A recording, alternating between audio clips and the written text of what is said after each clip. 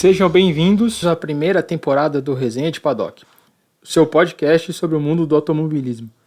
Meu nome é Wesley Messias, sou o host deste projeto, onde iremos abordar as notícias, curiosidades, análise técnica, entre outros assuntos relacionados ao esporte a motor. O primeiro episódio neste novo ano e vamos começar com as novidades. Vamos destrinchar todas as mudanças do regulamento da Fórmula 1 para a temporada de 2026. Um dos momentos mais revolucionários da categoria em décadas. Se você acha que já viu muitas mudanças nos últimos anos, prepare-se. 2026 simplesmente promete ser o divisor de águas. E vamos detalhar os pontos.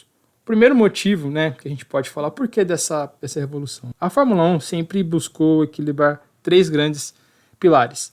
A competitividade esportiva, ter toda aquela competição entre equipes, o desenvolvimento tecnológico, que avançou desde os primórdios da categoria, e também atrair novos fabricantes e novos fãs. E para 2026, as mudanças foram pensadas justamente para isso, tornar a competição mais próxima e tornar mais relevante as possíveis mudanças tecnológicas para a indústria automotiva, de modo que as novas regras combinam alterações relevantes de chassi, aerodinâmica e nas unidades de potência, de modo a atrair novos fabricantes, como já foi dito anteriormente, e deixar algo mais próximo da indústria automotiva. Bom, o regulamento técnico, a gente pode começar falando sobre os carros. Carros menores e mais ágeis, Então, as dimensões acabaram sendo reduzidas, a distância entre eixos dos carros diminuiu de 3.600 milímetros para 3.400, então a distância entre a roda dianteira e a roda traseira, e a largura caiu de 2.000 milímetros para 1.900 milímetros. Então temos carros menores tanto em largura quanto em comprimento. As rodas elas continuam sendo de 18 polegadas. Houveram discussões sobre a redução para 13 polegadas, mas isso acabou sendo descartado. Então se manteve ali os 18 polegadas das rodas, mas os pneus ficaram mais estreitos. A redução na largura da banda de rodagem ocorreu, em torno de 25 milímetros para as rodas dianteiras e 30 milímetros para as rodas traseiras. O diâmetro total do pneu também acaba tendo uma redução, perde 15 milímetros nas rodas dianteiras e 10 milímetros nas rodas traseiras. E mantém aquela lógica antiga que o pneu traseiro é maior que o pneu dianteiro.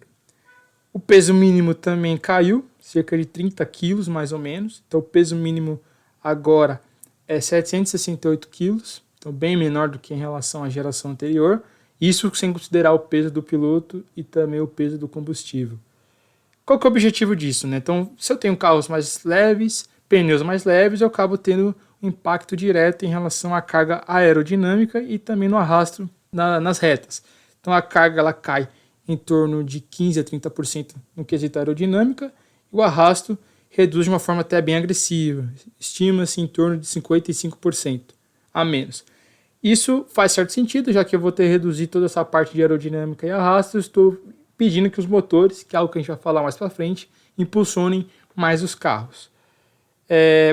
Falando também sobre aerodinâmica, o adeus ao DRS e olá ao sistema ativo. Então, nós tínhamos desde 2011 até 2025, ali 14 anos, o DRS, o Drag Reduction System, sistema de redução de arrasto, que basicamente a asa traseira era aberta nas retas, geralmente 2 ou 3, dependendo do circuito, zonas na reta em que isso acontecia, desde que o piloto de trás estivesse até 1 segundo de distância em relação ao piloto da frente.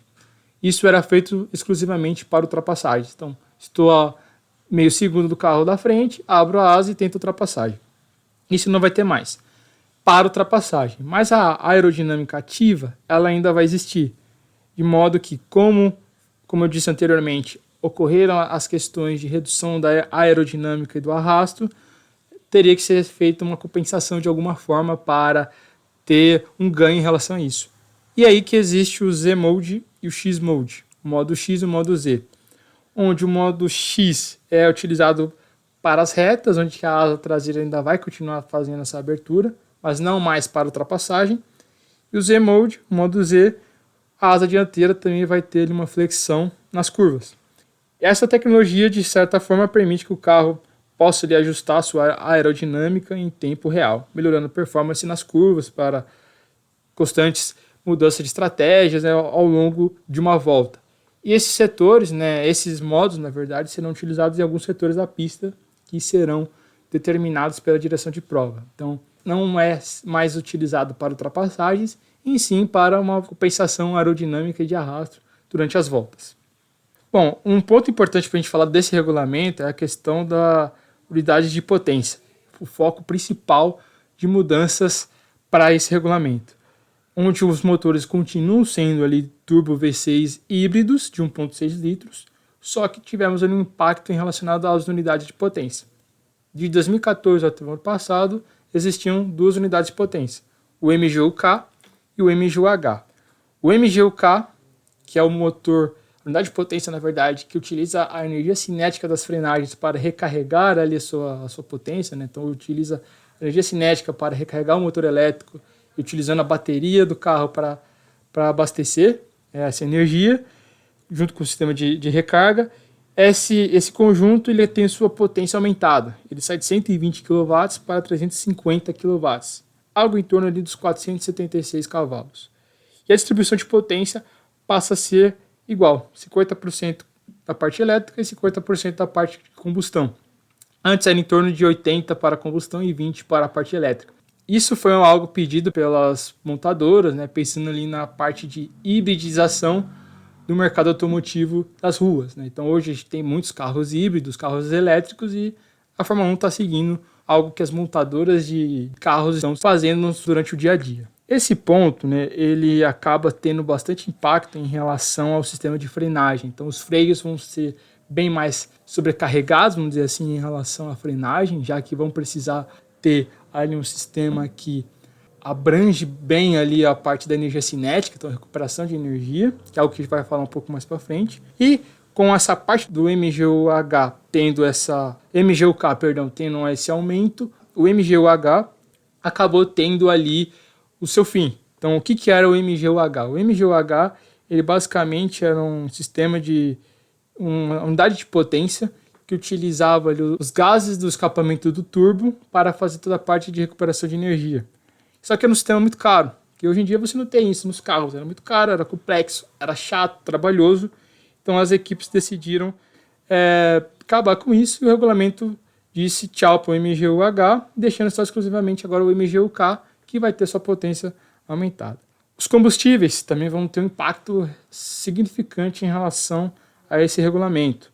Então todas as equipes deverão agora utilizar combustíveis sintéticos sustentáveis, neutro em carbono. Isso representa um passo gigantesco em relação à direção da sustentabilidade e de ficar neutro em relação à emissão de carbono, que é algo que a Fórmula 1 já está tentando fazer, deixar zero carbono até 2030. E é algo também que é o que segue o mercado automotivo. Pode gostar ou não, mas é a tendência. E a Fórmula 1 vai seguir a tendência, como qualquer outra categoria do automobilismo mundial, seguir o que as indústrias estão fazendo. Então, a partir desse ano, combustível neutro. Bom, um ponto importante de falar nessa parte de aerodinâmica e arrasto, a gente ainda vai ter ali a parte de ganhos para ultrapassagem. Só que dessa vez não vai ser em função do DRS, a gente vai ter um cara chamado de Overtake Mode, o modo de ultrapassagem, que é o substituto do DRS. Sendo substituto do DRS, ele vai ter basicamente a mesma função. Ele vai ser utilizado apenas quando o carro estiver dentro de um segundo em relação ao carro da frente e um ponto determinado pela direção de prova, que vai ser numa reta. Se vai ter 2 ou 3 é outra história, mas vai ser basicamente isso. Então, o que esse Overtake Mode faz? O que esse modo de ultrapassagem faz? Ele oferece uma quantidade extra de energia elétrica, algo em torno de 0,5 MJ a mais, e mantendo-se o carro a partir de 290 km por hora. Então, o carro atingiu 290 km por hora, está dentro do intervalo de 1 segundo, você pode utilizar esse botão para ganhar um ganho de potência e assim conseguir consumar a sua ultrapassagem. Só que não para por aí. A gente vai ter um outro cara chamado Boost Mode. O modo Boost nada mais é que um botão de energia máxima que ele já tinha anteriormente, só que agora a gente vai ficar sabendo mais sobre ele, que é um botão de recuperação de energia, onde eu tenho ganhos de potência, só que ele não pode ser utilizado para ultrapassagem.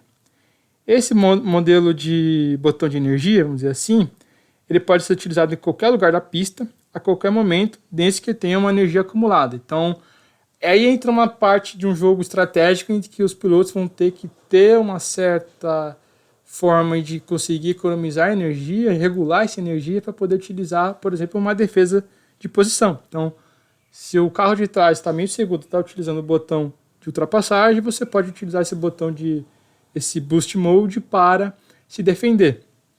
Então, a energia do botão boost, ela entrega a combinação do motor a combustão mais a recuperação de energia da frenagem para o motor elétrico. Então, e esse botão elétrico, esse sistema, né, do boost mode, né, vai ser um bom divisor de águas para a gente entender como vai funcionar. Segurança, acho que é importante também falar as questões que envolvem a segurança da Fórmula 1, onde as estruturas de impacto foram reforçadas, com um novo designer em relação ao bico, com 2 estágios a mais de proteção. De certa forma, você conseguir ali reduzir os riscos de pancadas em colisões frontais, que é algo muito perigoso. As questões de proteções laterais e seguranças ao redor do cockpit também foram revisadas, e também a célula de segurança em relação à combustão. Algo que já estava sendo desenhado desde o acidente do Romain Grosjean, lá em 2020. Para quem não lembra ou para quem não sabe, foi um acidente em que o carro bateu e, ao se partir, teve ali a propagação de fogo, né, a propagação de incêndio. Então, isso foi revisado para não acontecer. Falando tudo isso, as equipes precisam também ter ali toda a parte de testes, né? É algo importante porque é novo regulamento, novas regras, e foram concedidos às equipes 9 dias de testes, divididos ali em 3 sessões de 3 dias, né? A primeira sessão está ocorrendo essa semana, a gente pode, no próximo capítulo, fazer uma revisão sobre essa sessão. Na verdade, são 5 dias, mas as equipes só poderão utilizar 3, né? Então, por isso que são 3 sessões de 3 dias, dando um total de 9. E o objetivo de dar tempo às equipes para entender os carros, reduzir as surpresas nos primeiros GPs, né? Então, o ideal é testar, ter problema agora, para quando começar a etapa mesmo lá na Austrália, em março, ninguém ter problemas. Bom, o que significa tudo isso em relação a essa mudança de regulamento, né? A ideia era tornar os carros mais ágeis, né? Menos peso, dimensões menores, facilitar um pouco a performance em relação à disputa, mas, ao mesmo tempo, frisar nas estratégias complexas de energia, né? Então, agora, os pilotos precisaram gerenciar muito bem a energia extra utilizada, então, entre recarregar ou não recarregar. Isso também vai ser um divisor de água em relação a pistas. Então, pistas mais travadas, como circuitos de ruas, por exemplo, Mônaco, esse ganho de energia não vai fazer tanta diferença, só que a parte de regeneração é mais rápida. Só que circuitos como Monza, onde o ganho de ultrapassagem vai ser maior porque é uma pista de alta velocidade, só que é uma pista que você não tem muitos pontos de frenagem, você fica mais tempo no pé do acelerador. Então, pode ser um divisor de água também para entender como isso vai ser. Então, isso eu acho que vai ser algo interessante para a gente entender durante a temporada, como esse gerenciamento de energia entre estratégias, pilotos e equipes, para a gente ver como vai funcionar isso. A temporada 2026 também ela acaba sendo marcada pela chegada de novos nomes no que diz respeito aos fabricantes e equipes no grid. Estreias de Cadillac e Audi, 2 gigantes do mercado automobilismo e automotivo, vão entrar na Fórmula 1. A Cadillac entra como equipe própria do zero, já a Audi comprou a Sauber e vai utilizar as estruturas da Sauber, mas sendo Audi exclusiva. Algo muito bom, né? Pensando em novidades. Eles vão ter, a Audi vai ter motor próprio, a Cadillac nesses primeiros 2 anos vai utilizar o motor Ferrari. Os fabricantes de motores, então Ferrari e Mercedes, seguem na categoria, né? A Mercedes sendo a fornecedora de motores de unidade de potência ali para a própria Mercedes, McLaren, Williams e Alpine, e a Ferrari para a própria equipe Ferrari, Haas e Cadillac. A Honda passa a fornecer unidades para a Aston Martin, voltando agora como fornecedor próprio de uma equipe, no caso a Aston Martin. E a Ford fez uma parceria com a Red Bull, no Red Bull Powertrains, e vai fornecer motores tanto para a Red Bull quanto para a Racing Bulls.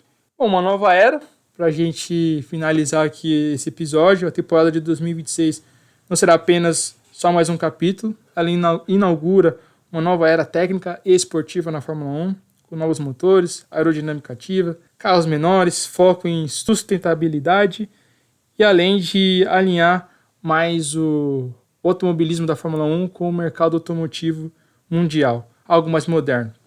E para nós fãs, isso significa apostas altas em competitividade, estratégia e tentar ali adivinhar qual equipe ou quais equipes vão ter vantagens. Há alguns rumores ainda, mas a gente vai focar nisso num próximo episódio. Bom, vamos ficando por aqui. Agradeço aí por ouvir esse episódio. Resenha de Paddock, nosso primeiro episódio da temporada. A ideia é que a gente possa vir com outros episódios focando em vários temas, não somente Fórmula 1, mas também outras competições, outras categorias do mercado automobilismo. Se você gostou desse episódio, siga a gente, compartilha nosso podcast, nossas redes sociais estão na descrição deste capítulo. Nos vemos no próximo episódio. Um forte abraço, valeu e falou!